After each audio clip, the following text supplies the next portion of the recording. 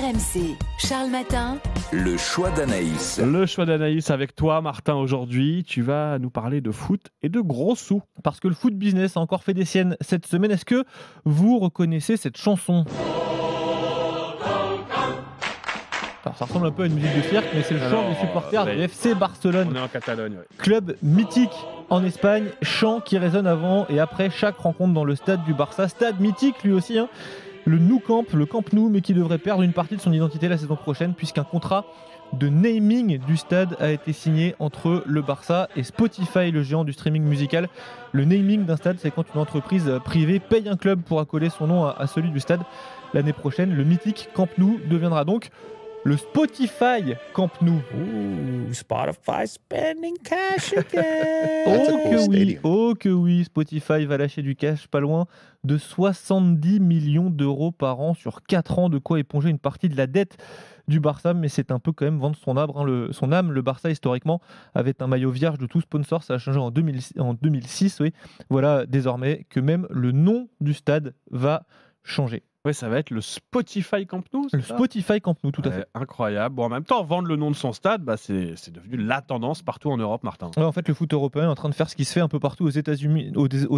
Quasiment toutes les salles de NBA, par exemple, portent le nom d'une entreprise. Oui, alors ça c'est vrai, parce que oui, je poursuivre de loin la NBA. Moi, je me souviens beaucoup du Staples Center de Los Angeles. Staples, c'est les marques d'agrafeuses, là. Exactement. Et ça a changé de nom. C'est la Crypto.com Arena maintenant. La Crypto.com Arena. Ouais. Il faut suivre. La NBA, ils ont vraiment tout vendu. Ouais, ils vont un peu plus loin. C'est des marques de crypto-monnaie qui sponsorisent les salles. Dans le foot européen aussi, on a recours au naming. On a l'Emirates Stadium à Londres, le stade d'Arsenal, l'Allianz Arena à Munich pour le Bayern, pour ne citer que les plus connus. La pratique est en train de se développer en France aussi. Le Groupama Stadium à Lyon.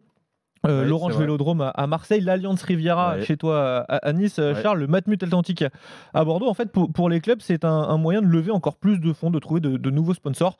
Un peu comme quand certaines équipes avaient affiché le nom d'un sponsor sur les shorts des joueurs au niveau des fesses.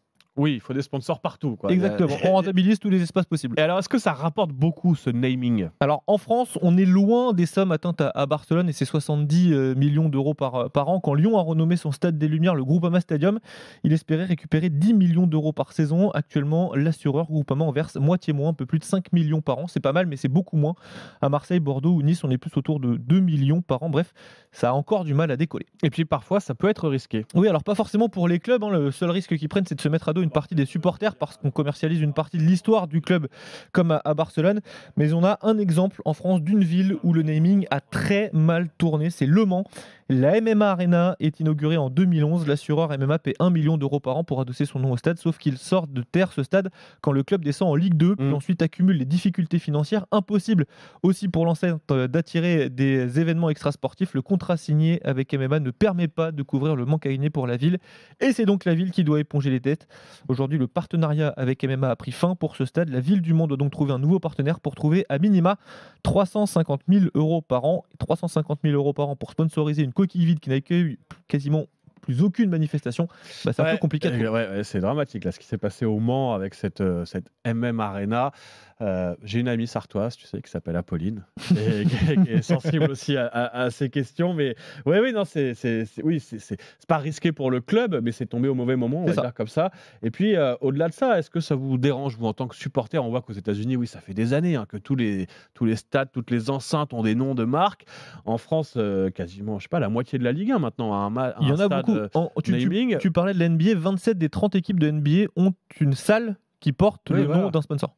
Oui, en Ligue 1, on n'y est pas encore, mais au Parc des Princes, on n'y est pas encore, mais le jour où ça arrivera, je pense que va y avoir une levée de bouclier de la part des supporters. Un de ces jours, oui, on ira au Qatar Airways Parc des Princes. Ça va être ça, un de ces jours. Bon, à suivre donc. Pour l'instant, je sais pas. Oui, à Marseille, ça avait un peu râlé, mais j'ai l'impression qu'on s'y fait. À l'Orange Vélodrome, dites-nous.